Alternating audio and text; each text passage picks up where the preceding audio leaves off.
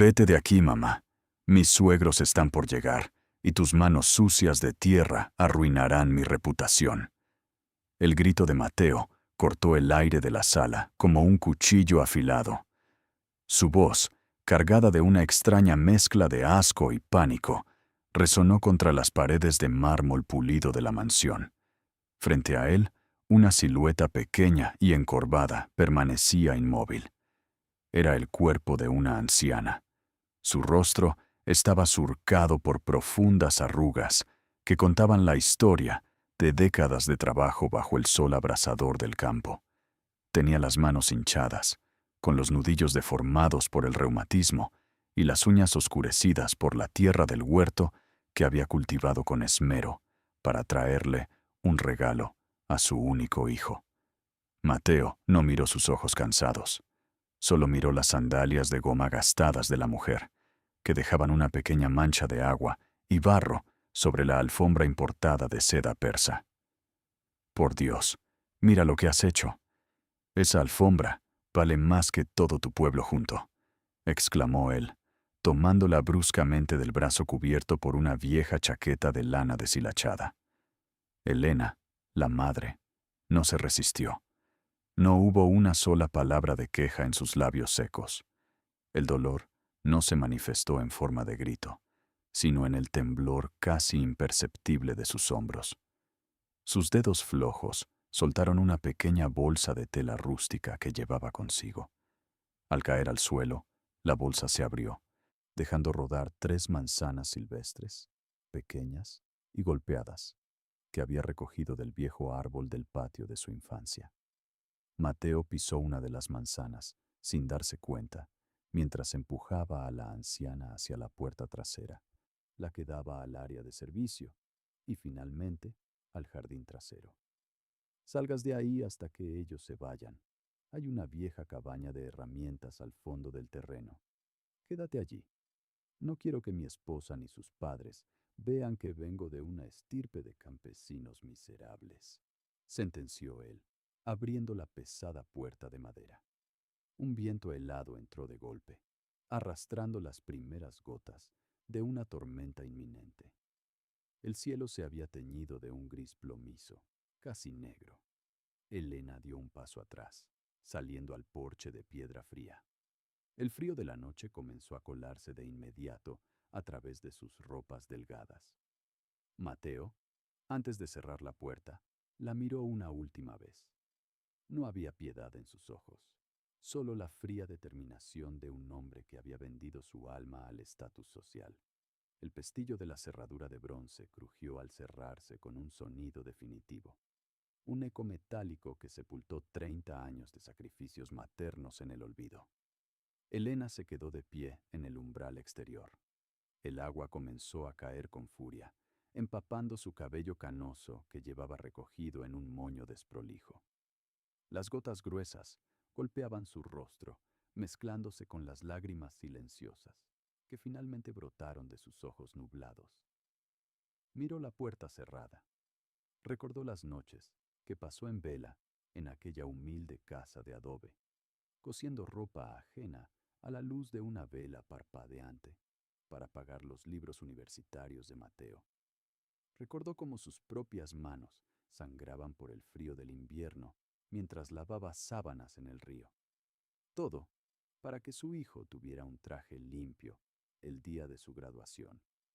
Ahora, ese mismo hijo la confinaba a un rincón oscuro, como si fuera un objeto vergonzoso que debía ocultarse de las miradas refinadas de la alta sociedad.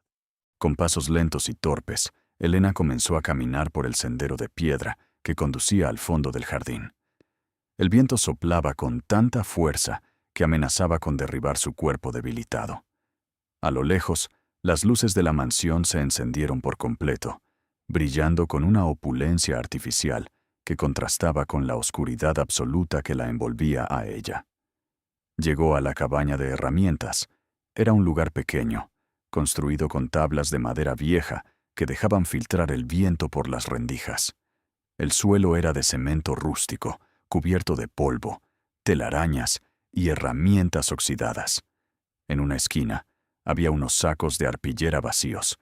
Elena se sentó sobre ellos, abrazando sus propias rodillas para retener el poco calor corporal que le quedaba. Afuera, los truenos hacían vibrar las delgadas paredes de la cabaña. El olor a tierra húmeda y metal oxidado llenaba el ambiente. Desde la pequeña ventana de vidrio sucio, Elena alcanzó a ver cómo un automóvil de lujo de color negro satinado se detenía frente a la entrada principal de la mansión. Del vehículo descendieron 3 personas, vestidas con abrigos de piel y trajes hechos a medida. Mateo los recibió con una sonrisa amplia, una reverencia exagerada y los brazos abiertos. La cena de gala estaba comenzando. Una cena pagada con el dinero que Mateo había obtenido tras vender, sin el consentimiento de su madre, las pocas tierras que le quedaban a la familia en el campo. Elena cerró los ojos. No sentía rabia. El amor de una madre es un misterio profundo, que a menudo prefiere el dolor propio antes que el castigo del hijo. En medio de la oscuridad de la cabaña, mientras el agua goteaba desde el techo de lámina, directamente sobre sus pies descalzos, Elena unió sus manos nudosas y comenzó a rezar en susurros. No rezó por su propia salud, ni por un abrigo cálido.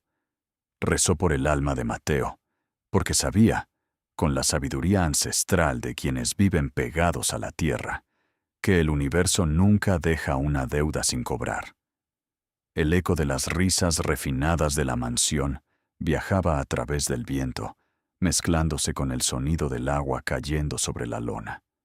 Mateo celebraba su éxito, ignorando que esa misma noche, bajo la tormenta, el tejido invisible del karma comenzaba a entrelazar los hilos de su propio destino. Las copas de cristal de Bohemia chocaron en el gran comedor, emitiendo un tintineo agudo que ahogó el ruido del trueno exterior.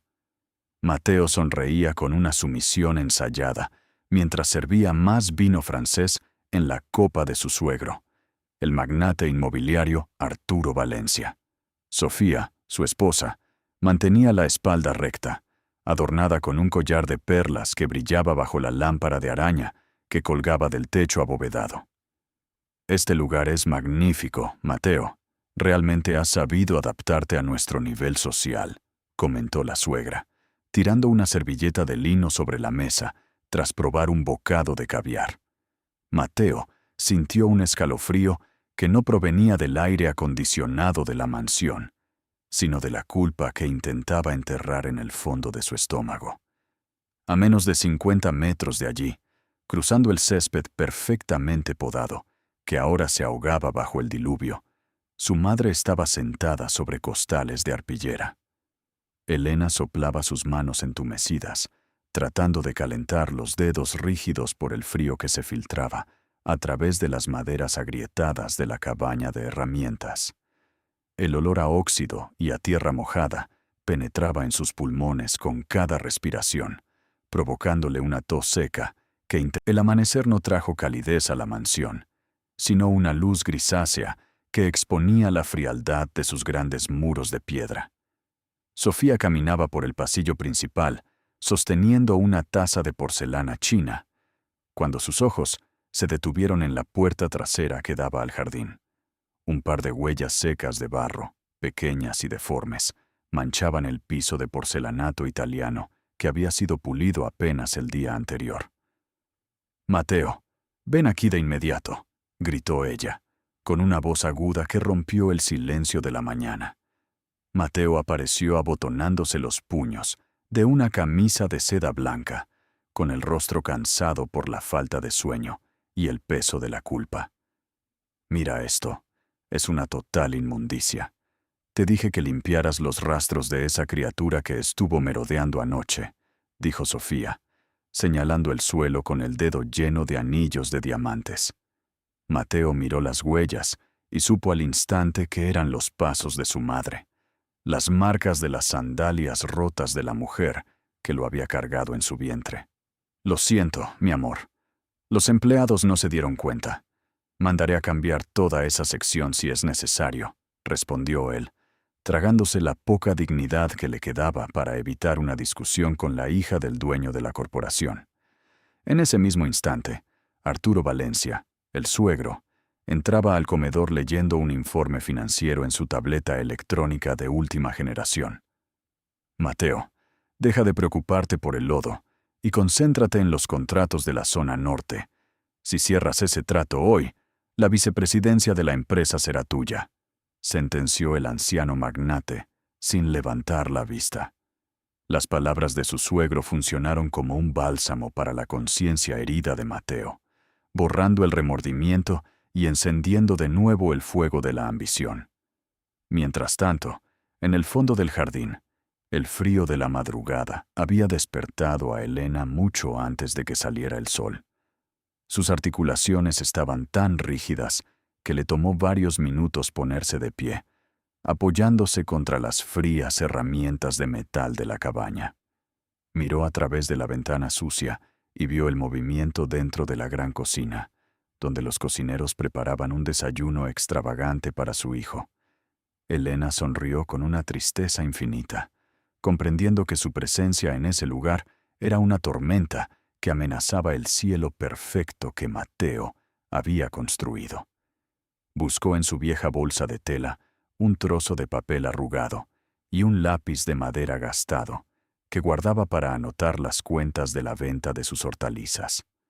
Con dedos temblorosos por el frío y el dolor del reumatismo, escribió unas pocas líneas sobre la madera rústica de una mesa de trabajo. Hijo mío, veo que eres un gran señor ahora, y eso me alegra el corazón. No quiero ser una carga ni una vergüenza para tu hermosa familia. Me voy al pueblo. Recuerda comer bien y que Dios te bendiga siempre. Te ama, tu madre. Elena dobló el papel con delicadeza. Lo colocó junto a la única manzana que le quedaba y abrió la puerta trasera de la cabaña sin hacer el menor ruido. Caminó por el sendero lateral de la propiedad, evitando pasar cerca de las ventanas principales para que nadie viera su silueta encorvada y su ropa húmeda. Al salir a la carretera principal, el viento del este la envolvió, pero ella no miró atrás. Comenzó su larga caminata hacia la estación de autobuses, con el corazón destrozado, pero lleno de bendiciones para el hijo que la había negado. Unas horas más tarde, Mateo caminaba hacia su automóvil de lujo cuando decidió, por un impulso extraño, dar una vuelta por la cabaña de herramientas. Abrió la puerta de madera y el olor a humedad lo recibió, pero el espacio estaba vacío. La silueta de su madre ya no estaba sobre los costales de arpillera. Sus ojos encontraron el trozo de papel arrugado y la pequeña manzana silvestre sobre la mesa de trabajo cubierta de polvo. Leyó las letras torpes de su madre, y por un segundo, un vacío inmenso se abrió en el centro de su pecho, un presentimiento oscuro de que algo sagrado se había roto para siempre. Sin embargo, el sonido del claxon de su auto, conducido por su chofer privado, lo trajo de vuelta a la realidad de su vida de opulencia. Mateo arrugó la nota de su madre, la tiró en el contenedor de basura junto con la manzana silvestre y se subió al vehículo sin mirar atrás. La soberbia había ganado la batalla en su corazón, cerrando los ojos del hombre ante el abismo que el destino estaba cavando bajo sus pies de barro.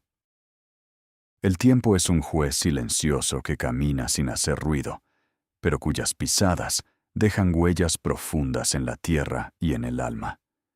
Pasaron 5 años desde aquella noche de tormenta, en que Elena dejó la mansión con una manzana en la mano y el corazón roto en 1000 pedazos. En un pueblo remoto, donde las calles son de tierra y el olvido es el único vecino constante, la anciana sobrevivía en una pequeña casa con techo de paja. Sus manos, cada vez más deformadas por el frío del invierno, pasaban los días tejiendo costales de arpillera áspera para los agricultores locales. Cada puntada era un dolor físico que recorría sus brazos, pero Elena no se quejaba, pues en cada hilo invisible que cruzaba, depositaba una oración por Mateo. El dinero que ganaba apenas alcanzaba para comprar 1 kilo de arroz y un poco de manteca, pero su mesa siempre estaba limpia y su espíritu permanecía en paz.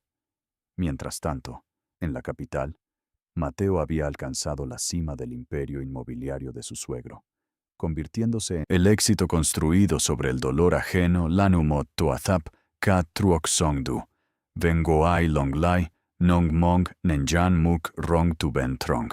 Pasaron 2 años más, y Mateo parecía intocable en su oficina del piso 40, rodeado de contratos millonarios y paredes de cristal. Sin embargo, el dinero que entraba a raudales por la puerta principal se escapaba de manera silenciosa por las grietas de la ambición desmedida. Arturo Valencia, su suegro, convocó a una reunión de emergencia sin previo aviso, cerrando las puertas de madera pesada de la sala de juntas. Sobre la mesa de mármol negro, tiró una carpeta de cuero que contenía las auditorías internas de los últimos 3 proyectos inmobiliarios del sur. Hay un desvío de más de $2 millones en las cuentas de infraestructura, Mateo, y todas las firmas de autorización llevan tu nombre, dijo Arturo, con una voz fría que hizo eco en el espacio cerrado. Mateo sintió que la sangre se le congelaba en las venas, mirando los documentos impresos con números rojos que delataban sus movimientos financieros personales. Había utilizado ese capital corporativo para pagar los lujos extravagantes de Sofía y para mantener una vida de apariencias que ya no podía sostener. Esto es un malentendido, señor Valencia. Puedo explicarlo. Los costos de los materiales en la zona sur se elevaron debido a la inflación. Intentó mentir Mateo, con la frente empapada de sudor frío. No me mientas. Te di estatus. Te di a mi hija y te di poder. Pero olvidé que la sangre de campo siempre busca el camino fácil. Escupió Arturo, con un desprecio absoluto que golpeó el orgullo de Mateo. Esa misma tarde, al llegar a su mansión, Mateo encontró 3 maletas de lona negra en el porche de la entrada, justo donde años atrás su madre había llorado. Sofía lo esperaba en la sala principal, acompañada por un abogado que sostenía un documento con el sello oficial del Tribunal de Familia. Firmarás el divorcio por mutuo acuerdo ahora mismo, Mateo. Mi padre ya confiscó tus cuentas bancarias y las propiedades están a mi nombre, dijo ella, sin mirarlo a los ojos, con la misma frialdad con la que él había expulsado a Elena. Sofía, soy tu esposo. Te di todo lo que pediste. No puedes dejarme en la calle de esta manera, suplicó Mateo, cayendo de rodillas sobre la alfombra persa. Fuiste un instrumento para los negocios de mi padre, pero un hombre sin dinero y con una investigación por fraude no me sirve para nada, respondió ella, dándole la espalda para subir las escaleras de mármol. El abogado le entregó el bolígrafo a Mateo, cuya mano temblaba tanto que apenas pudo trazar su firma sobre el papel blanco que dictaba su ruina definitiva. El universo empezaba a equilibrar la balanza, cobrando cada lágrima de la anciana Elena con la misma moneda de desprecio y abandono absoluto. Mateo salió de la casa con una sola maleta, viendo cómo las luces de la mansión se apagaban a su espalda, dejándolo solo en la oscuridad de la noche. La tormenta del destino apenas comenzaba a rugir sobre su cabeza.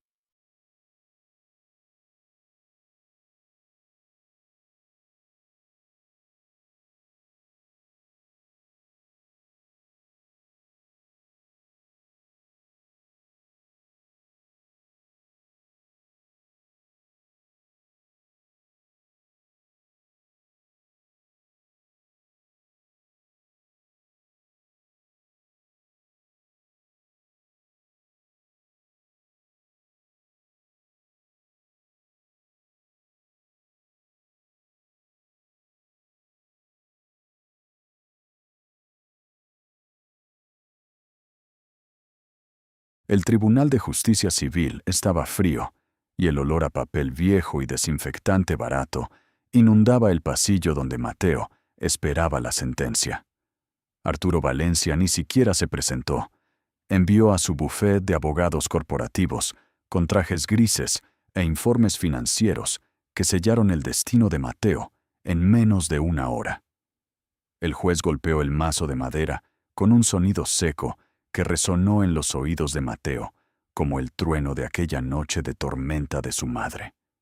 Se declaró la quiebra absoluta del ex vicepresidente, ordenando el embargo inmediato de todos sus bienes, cuentas corrientes, vehículos y efectos personales. Mateo salió del edificio de la corte, arrastrando los pies, sosteniendo una sola maleta de lona negra, donde guardaba un par de camisas viejas y sus documentos de identidad. Los guardias de seguridad privada de la familia Valencia, hombres corpulentos, con chaquetas oscuras, ya lo esperaban en la entrada del estacionamiento de la empresa. Por orden del señor Arturo, tiene prohibido el ingreso a las instalaciones, y el respiradero del restaurante de lujo expulsaba un vapor con olor a grasa y especias caras que solo lograba aumentar el rugido del estómago vacío de Mateo. Se sentó sobre su maleta de lona negra, abrazando sus rodillas para evitar que el temblor de su cuerpo lo hiciera perder el equilibrio sobre el suelo resbaladizo. Los clientes salían del establecimiento vistiendo abrigos de lana gruesa, riendo y subiendo a taxis, cuyos faros delanteros cortaban la niebla gris de la avenida.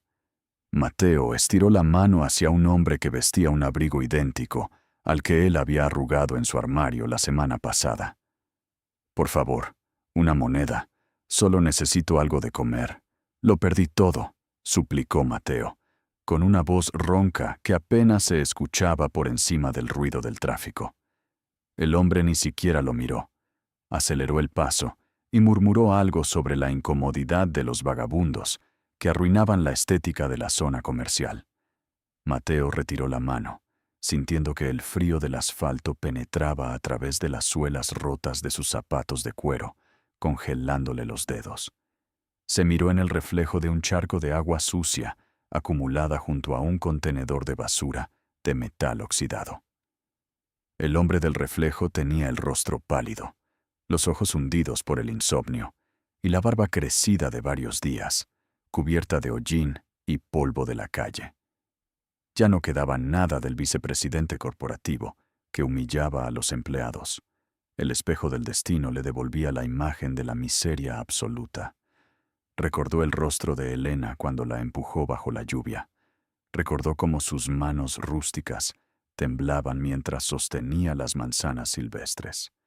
El dinero pertenece a los fuertes, se había dicho a sí mismo tantas veces, y ahora el universo le demostraba cuán débil era su imperio de papel. Caminó durante toda la noche por los callejones oscuros, esquivando a las ratas que se movían entre las cajas de cartón y los desechos de los mercados. El hambre física se transformó en un dolor agudo en el centro de su estómago, una quemadura constante que ningún pensamiento de orgullo podía apagar. Entendió, de la manera más cruel posible, que el aislamiento y el desprecio que él había sembrado ahora cosechaban una soledad absoluta en medio de la multitud. Cuando el cielo comenzó a aclararse con un tono gris plomizo, sus pasos cansados lo llevaron de manera inconsciente hacia la autopista que conectaba con el norte. Su mente, despojada de títulos, contratos y cuentas bancarias, solo podía pensar en un único lugar seguro sobre la tierra, el jardín trasero de su antigua casa.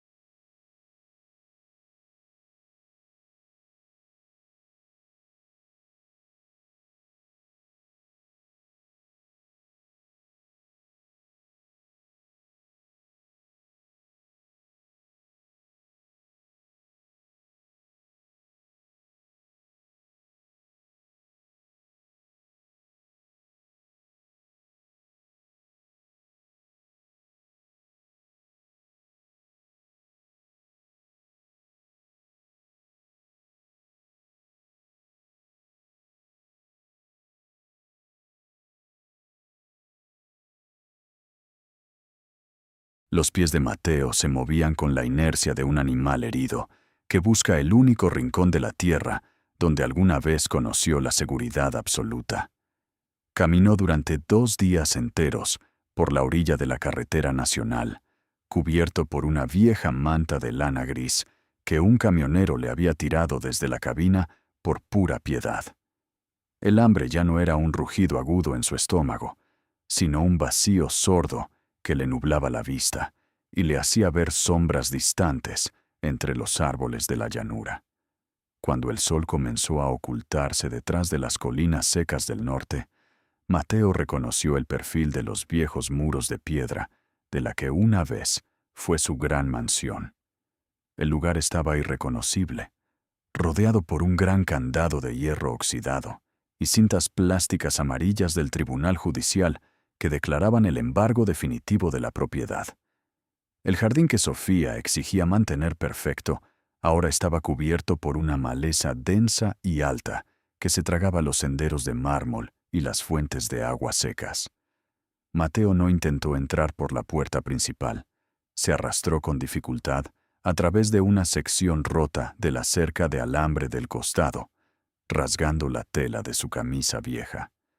Caminó con pasos temblorosos hacia el fondo del terreno, esquivando las ramas secas que le golpeaban el rostro, hasta que la silueta de la vieja cabaña de herramientas apareció ante sus ojos. Las maderas estaban aún más oscurecidas por los años de abandono, y el techo de lámina crujía bajo el viento helado de la tarde, pero la estructura permanecía firme. Al acercarse a la puerta de madera rústica, Mateo se detuvo de golpe al notar un fino hilo de humo blanco que salía de la pequeña chimenea de metal de la cabaña. Un olor a leña quemada y a caldo de hortalizas frescas flotó en el aire frío, golpeando sus fosas nasales y haciéndolo romper en un llanto silencioso y amargo. Con la mano temblando por el frío y el miedo a descubrir la realidad, Mateo empujó la puerta, la cual emitió un chirrido metálico que rompió la quietud del jardín abandonado. En el interior, sentado sobre el mismo costal de arpillera de la primera noche, una silueta encorvada avivaba un pequeño fogón de carbón con un trozo de cartón viejo. Era Elena.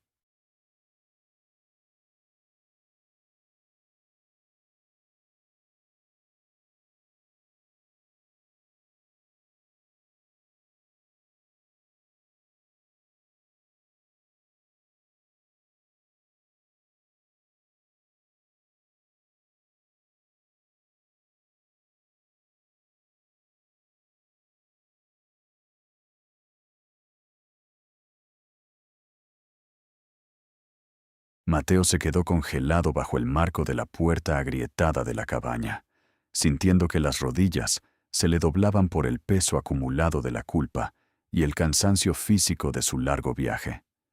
Elena levantó la vista lentamente. Sus ojos nublados por las cataratas tardaron unos segundos en enfocar la figura que bloqueaba la entrada de luz gris de la tarde. Al reconocer los ojos hundidos y el rostro demacrado de su único hijo, la anciana no gritó. No hubo reproches ni resentimiento en su mirada cansada, solo una profunda e infinita piedad materna. Hijo mío, estás temblando de frío. Acércate al fuego antes de que la noche congele tus huesos, dijo ella con una voz suave y pausada, idéntica a la que usaba para arrullarlo en su infancia. Mateo no pudo contener el dolor que llevaba reprimido en el pecho y cayó de rodillas sobre el suelo de cemento rústico, hundiendo su rostro cubierto de barro directamente sobre el regazo de la anciana. Sus lágrimas, calientes y amargas, empaparon la falda de tela áspera de Elena, mientras sus manos nudosas y deformadas por el reumatismo acariciaban suavemente su cabello desprolijo. Perdóname, mamá. Lo perdí todo. Me quedé sin nada. Tenías razón, y la soberbia me cegó por completo. Sollozó Mateo, sintiendo que el orgullo que lo había dominado durante años se disolvía en el barro del suelo.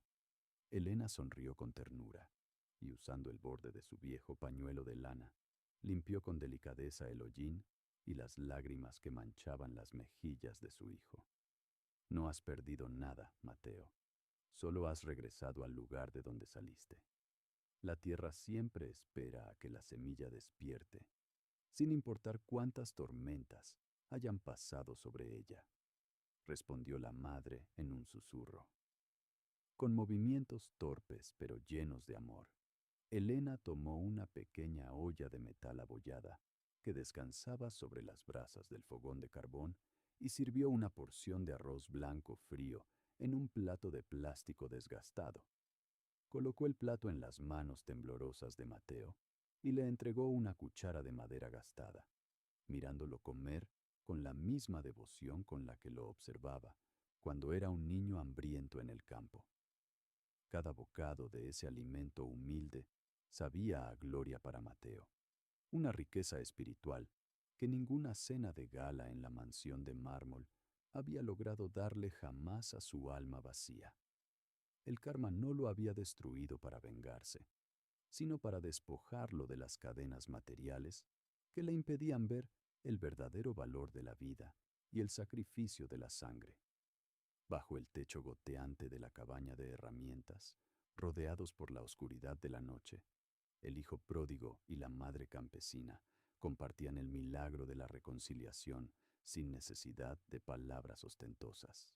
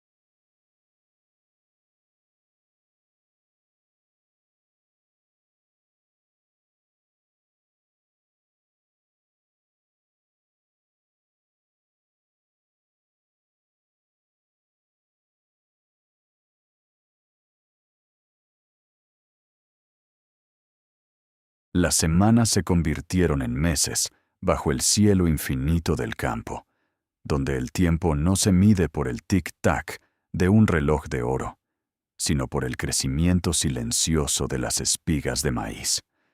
Mateo ya no vestía camisas de seda ni portaba maletines de cuero. Sus manos, ahora cubiertas de callosidades y marcas de tierra húmeda, manejaban con firmeza la azada de madera. Cada mañana, antes de que el primer rayo de sol cruzara el horizonte gris, Gum Fugyup, Nguoi, Megia Gan, Nongbo, Kuikobachuambi Kak Baotai, Nong Sanjeracho Huyen. La soberbia corporativa que un día le nubló la vista se había evaporado por completo, dejando en su lugar una mirada limpia, serena y profundamente agradecida con la vida. Elena observaba a su hijo desde el porche de la humilde cabaña, viendo cómo el hombre que alguna vez la rechazó ahora la protegía con un amor puro y desinteresado. El karma no había llegado para destruir el cuerpo de Mateo, sino para demoler la falsa prisión de cristal en la que su alma se estaba asfixiando por culpa de la avaricia. La verdadera riqueza nunca estuvo en las alfombras importadas, ni en las firmas de los contratos millonarios, sino en la santidad de la sangre y en el perdón de quien te dio la vida.